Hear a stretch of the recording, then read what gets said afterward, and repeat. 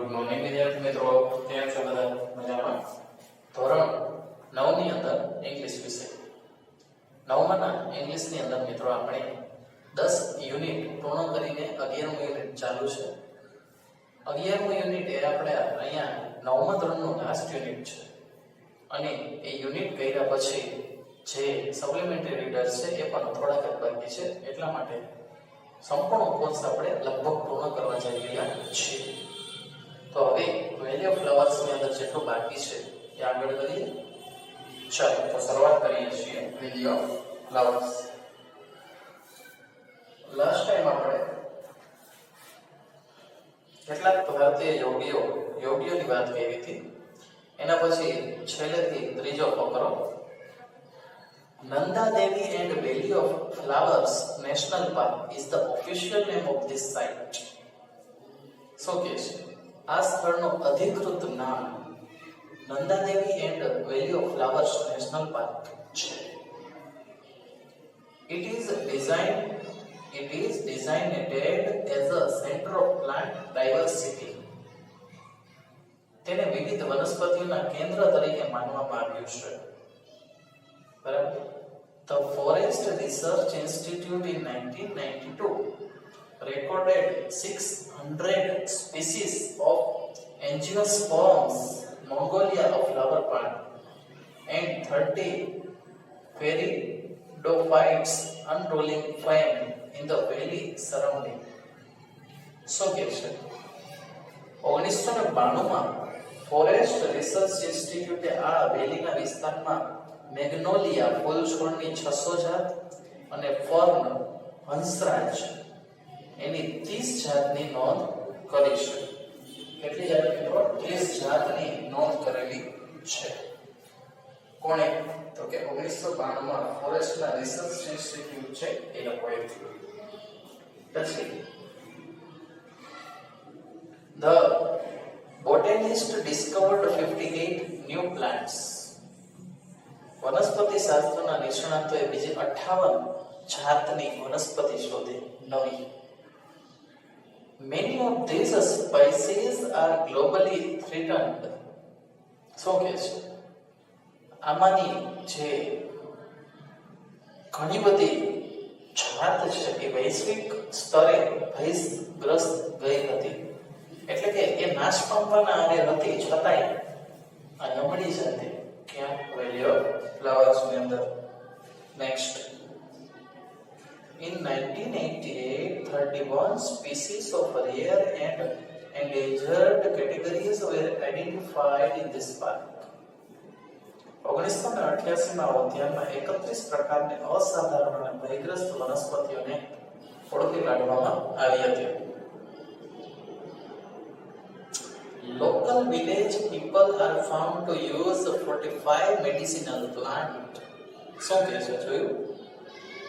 અહીંયા સ્થાનિક ગ્રામની પ્રજા 45 જેટલી ઔષધિઓ છે એ વનસ્પતિ છે એની ઔષધિ તરીકે ઉપયોગ કરતી જોવા મળે છે.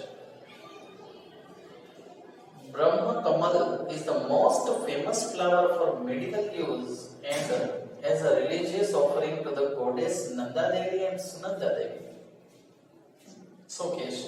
ઔષધીય ઉપયોગ માટે અને નંદા દેવી અને સુનંદા દેવીને અર્પણ કરવા માટે બ્રહ્મકમળ ખૂબ જાણીતું ફૂલ છે. પછી The dominant family in the Valley of Flowers is Asteraceae, family of sunflowers with 62 species. શું કહે છે? સૂર્યમુખી અને વેલી ઓફ ફ્લાવર્સ માં મુખ્યત્વે જોવા મળતી ફૂલની જાત છે સૂર્યમુખી, અને તે પણ કેટલી જાત ખબર છે? 62 જાતની. 62 જાતનો તો માત્ર સૂર્યમુખી જ જોવા મળે છે મિત્રો. પછી અધર બ્યુટીફુલ ફ્લાવર્સ આર વજ્રદંતી, અજવાયન, બ્લુ પોપીસ, કનફુલિયા, સેલેમ્પાન્જા, બેલ્ફસા, બાલસામ, બરીટી, હલ્દી ફૂલ એટસેટ્રા. વજ્રદંતી બીજા સુંદર ફૂલો છે એની જોવા મળે છે વજ્રદંતી, અજવાયન, પછી બ્લુ પોપી એટલે કે ખસખસનો છોડ, કનફુલિયા સલામ પંજા, બમસા, બલસમ, બારીતી, હલ્દી ફૂલ વગેરે. પછી છે the park is rich in fauna. આ ઉદ્યાન પ્રાણી સૃષ્ટિથી પણ સમૃદ્ધ છે. fauna એટલે પ્રાણી સૃષ્ટિ.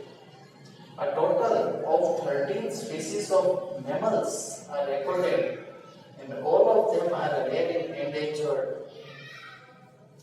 સસ્તન પ્રાણીઓની કુલ 13 જાત નોંધવામાં આવી છે અને તે બધી અસાધારણ અને ભયગ્રસ્ત જાત છે. મેમલ એટલે સસ્તન પ્રાણીઓ. There are snow leopard. અહીં કોણ કોણ છે તો કે there are snow leopards, grey langurs, Himalayan black bears, red foxes, Himalayan weasels, musk deer, corals, thars, parrots or blue sheep, flying squirrels, etc. અહીંયા જે જાત જોવા મળે છે એ છે સ્નો લેપર્ડ એટલે કે ચીતો, લંગૂર, હિમાલયન બિયર એટલે કે રીછ, રેડ ફોક્સ એટલે કે શિયાળ, હિમાલયન વિઝલ એટલે કે નોળિયો, મસ્ક ડિયર એટલે કે હરણ, કોરલ, થાર, ભરલ એટલે ઘેટું, ઉડતી ખિસકોલી વગેરે બધા પ્રાણીઓ અહીંયા જોવા મળે છે. Moreover, 114 species of birds are seen in this park. શું કહે છે? આ ઉપરાંત 114 જાત આ ઉદ્યાનમાં પક્ષીઓની જોવા મળે છે. The main attractions are, તેમનામાં મુખ્ય આકર્ષણ છે કયા? Himalayan vultures, yellow and red billed cloves, coqless pheasants, monal pheasants, yellow-tailed woodpeckers, blue-throated barbets and snow pigeons. તેમાંની મુખ્ય 114 જાત પક્ષીઓની છે. એમાં મુખ્ય આકર્ષણ છે હિમાલયન વલ્ચર એટલે કે ગીધ, લાલ અને પીળી ચાંચવાળા ચકલા એટલે કે કાગડા, કોકલાસ ફેઝન્ટ એટલે તેતર, પીળી ગરદનવાળા વુડપેકર એટલે કે લકડખોદ, ભૂરા ગળાવાળા બાર્બેટ અને સ્નો પિજન એટલે કબૂતર. There are several varieties of reptiles. reptile એટલે પગે, અહીંયા પેટેથી ઢસડાઈને ચાલનારા. અહીં પેટે ચાલતા પ્રાણીઓ જેવા કે સાપ વગેરે, butterflies and other insects too. અહીં પેટે ચાલતા પ્રાણીઓ, પતંગિયા અને બીજા જંતુઓની કેટલીક જાત જોવા મળે છે.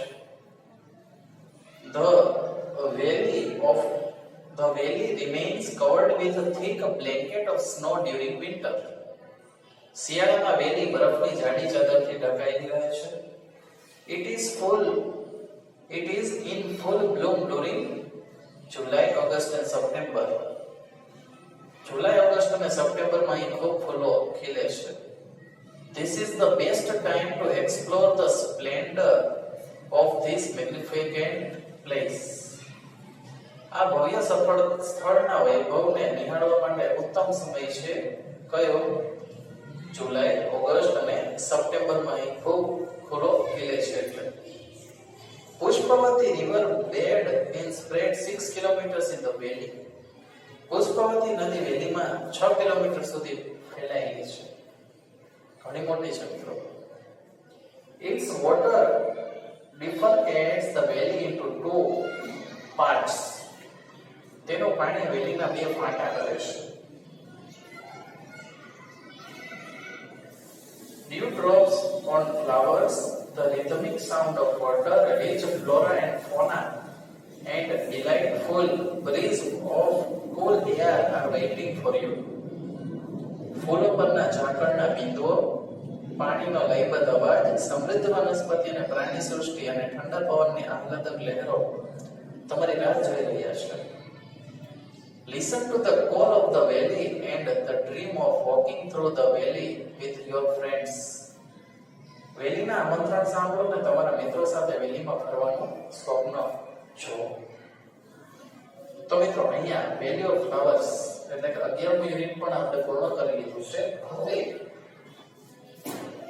આપણે આગળ બીજા યુનિટ્સ કરશું. તો આજના વર્ગમાં આજે કરાવેલું વેલ્યુ ઓફ ફ્લાવર્સ છે એમાં આજે કરાવેલું છે એ તમારે તમારી નોટબુકમાં શું કરવાનું છે? ઇંગ્લિશ ગુજરાતી ભાષા પર એકવાર લખવાનું છે. ઓકે, ચાલો મિત્રો, તો હવે મળશું આવતા નેક્સ્ટ વિડીયોમાં. ત્યાં સુધી બધા જ મિત્રો ઘરે રહો, સુરક્ષિત રહો. Thank you.